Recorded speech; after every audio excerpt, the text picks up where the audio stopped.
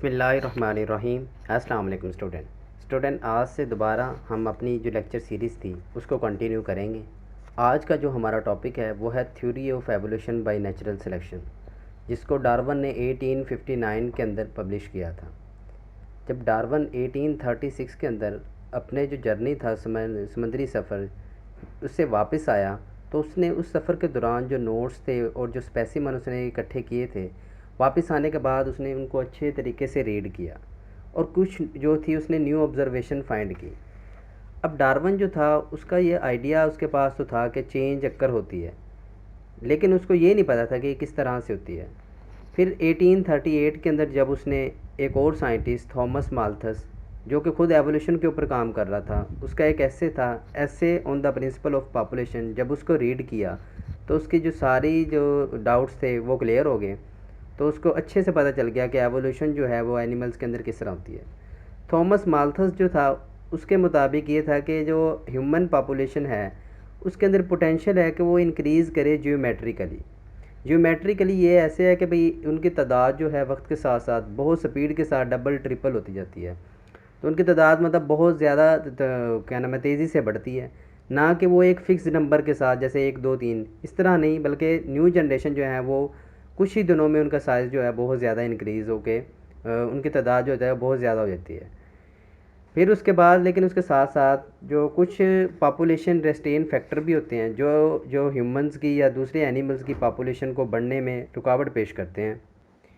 रुकावट पेश वो इसलिए करते हैं क्योंकि एनिमल्स की तादाद तो बढ़ती है, रिसोर्सेज जो हैं वो सेम रहते हैं। या तो ये हो कि एनिमल्स की तादाद बढ़े और उसके साथ साथ रिसोर्सेज भी बढ़ते रहें, तो फिर तो मतलब पॉपुलेशन के अंदर कोई भी मतलब उसके अंदर कोई भी मसला नहीं होगा।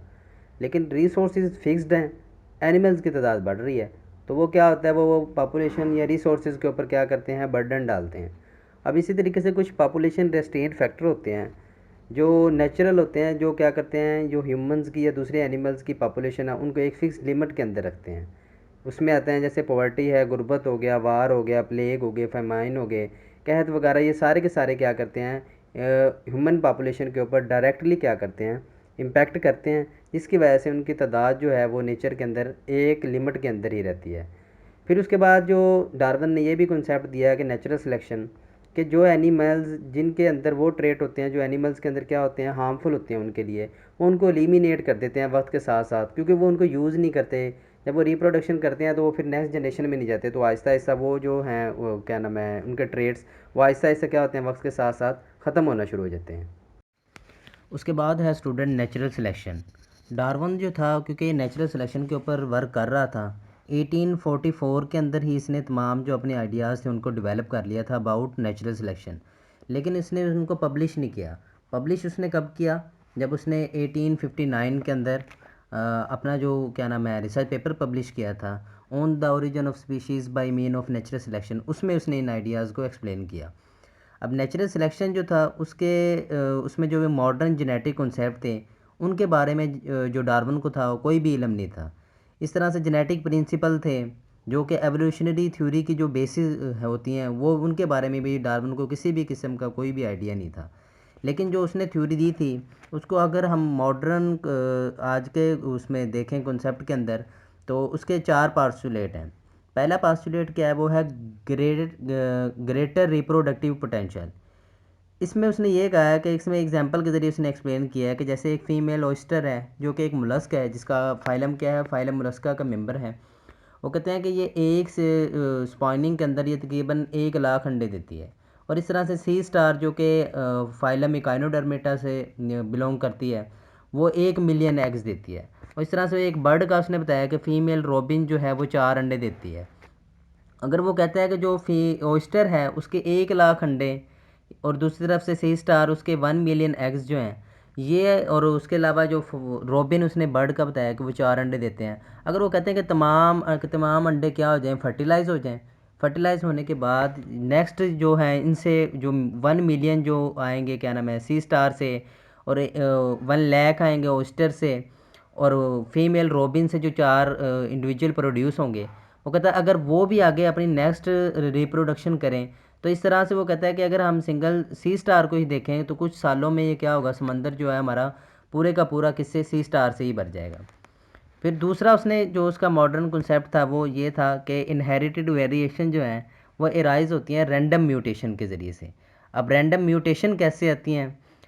वो वैरायटी ऑफ सोर्सेज की वजह से आती हैं, जिसमें रैंडम क्या आ सकता है, म्यूटेशन आ सकती है किसी भी जेनेटिक मेकअप के अंदर, या जेनेटिक रिकम्बिनेशन हो सकता है, या कोई रैंडम फर्टिलाइजेशन की। ये तमाम के तमाम जो है ना, ये क्या करते हैं, इसमें क्या नाम है, इनहेरिटेड वेरिएशन लेके आते हैं, जो कि क्या करते हैं बाद में जिसकी मेन रीज़न क्या होती है, एराइज होती हैं फ्राम रैंडम म्यूटेशन से। अब वो कहता है कि जो म्यूटेशन इनके पास आई हैं एनिमल्स के पास, कुछ जो होती हैं इनके लिए क्या होती हैं, एडवांटेज देती हैं इनको, इनके लिए बेनिफिशियल होती हैं, और कुछ जो होती हैं वो क्या होती हैं, हार्मफुल होती हैं। और इसके साथ साथ ज़्यादातर जो होती हैं वो कौन सी होती हैं, न्यूट्रल होती हैं। तो एनिमल्स जो होता है वो ऑप्ट किसको करता है, वो हमेशा न्यूट्रल जो होती हैं म्यूटेशन उनको ऑप्ट करता है, जो उसको सक्सेसिव ब्रीडिंग के लिए हेल्प भी करती हैं। अब जो थर्ड इसका पार्चुलेट है वो ये है कि वो कहता है कि रिसोर्सेज जो है ना वो बहुत लिमिटेड हैं। अगर एनिमल्स की तादाद वक्त के साथ साथ बढ़ती रहे तो रिसोर्सेज जो हैं वो तो सेम रहेंगे। अगर रिसोर्सेज भी बढ़ें तो एनिमल के लिए किसी भी किस्म की कोई प्रॉब्लम नहीं होगी। अगर वो कहता है कि एनिमल्स की तादाद बढ़े लेकिन रिसोर्सेज से क्या रहें, सिमिलर रहें, तो उससे क्या होगा, एनिमल्स जो होंगे वो डाई होना शुरू हो जाएंगे। क्यों? क्योंकि उनके लिए खुराक की कमी हो जाएगी। फिर उसके बाद उसने ये भी बताया कि जो रिसोर्सेज हैं या उसके बाद जो एनिमल्स वही सर्वाइव करते हैं जिनके अंदर ख़ास किस्म के ट्रेड्स होते हैं, जो उसके सर्वाइवल को क्या करते हैं, वो बेहतरीन बनाते हैं। जो एनिमल्स जो होते हैं जो जिनके अंदर ट्रेड्स वगैरह नहीं होते, रिसोर्सेज की कमी को वो बर्दाश्त नहीं कर पाते, तो वो क्या होते हैं, डाई हो जाते हैं।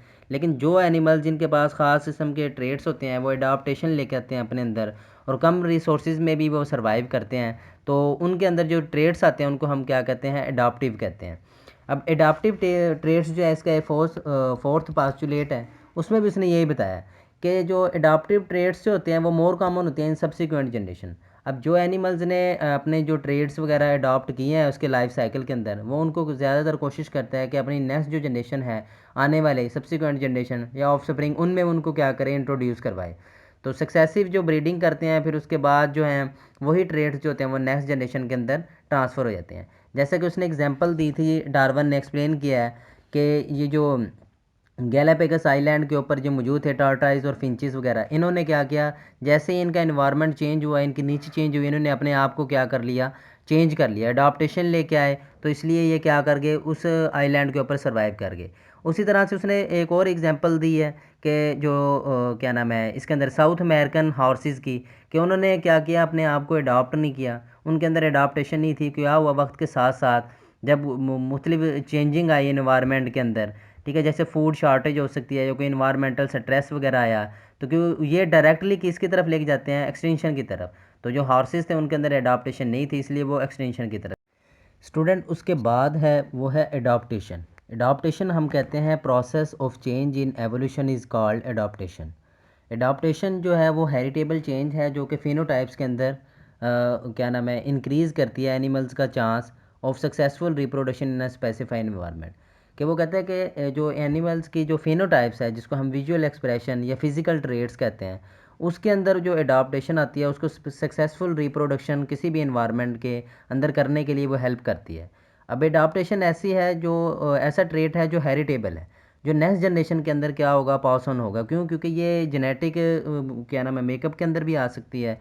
और इसके अलावा कुछ एनिमल्स जो हैं वो जो लेते हैं अपने फिजिकल ट्रेड्स के अंदर, फेनोटाइप के अंदर जो अडाप्टेशन लेते हैं, वो अपनी सब्सिक्वेंट जनरेशन के अंदर वो रिप्रोडक्शन के ज़रिए से वो क्या करते हैं, उनको इंट्रोड्यूस करवाते हैं।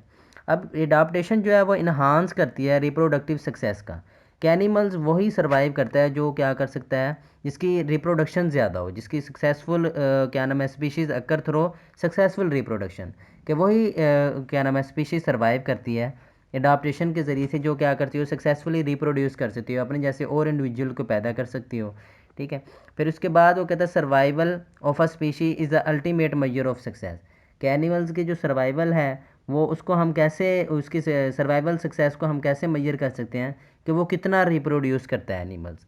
असल में हम एडाप्टेशन कहते हैं is some time use to refer to a process of change in evolution, कि एवोल्यूशन जो आती है एनिमल्स के अंदर किसके ज़रिए से, अडाप्टेशन के ज़रिए से, जो एनिमल्स अडाप्ट करता है मुख्तलिफ इन्वायरमेंट के अंदर, उनके कॉन्टेक्स्ट में हम इसको देख सकते हैं।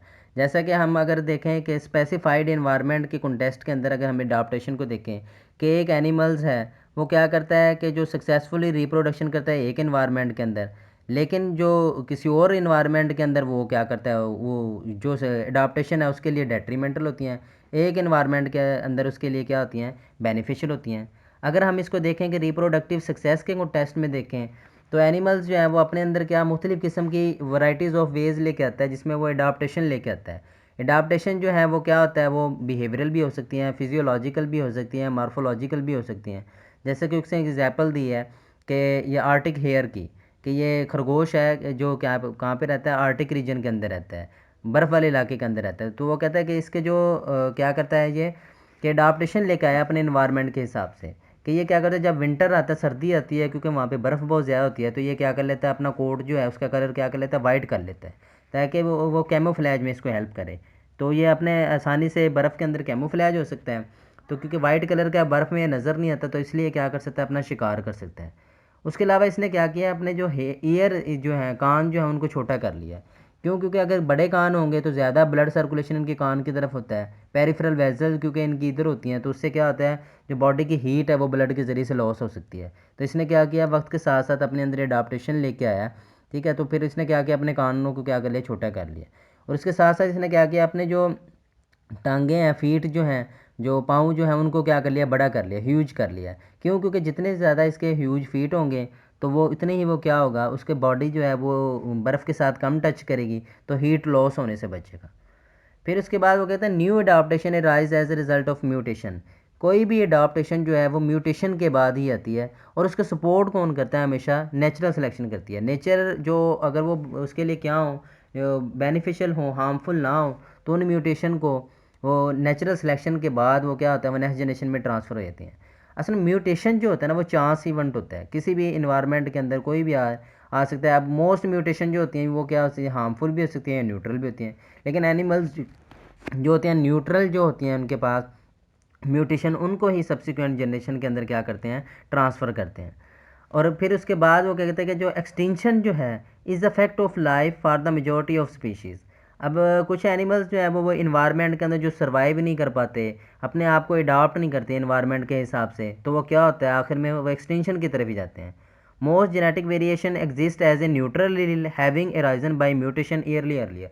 वो कहते हैं कि एनिमल्स जो होते हैं वो बहुत से हज़ारों साल पहले जो इन्होंने निकाली थी, जो म्यूटेशन उनकी बॉडी के अंदर आई थी, जो न्यूट्रल थी, तो वो उन्होंने क्या किया, वो अपने अलील का हिस्सा बना ली।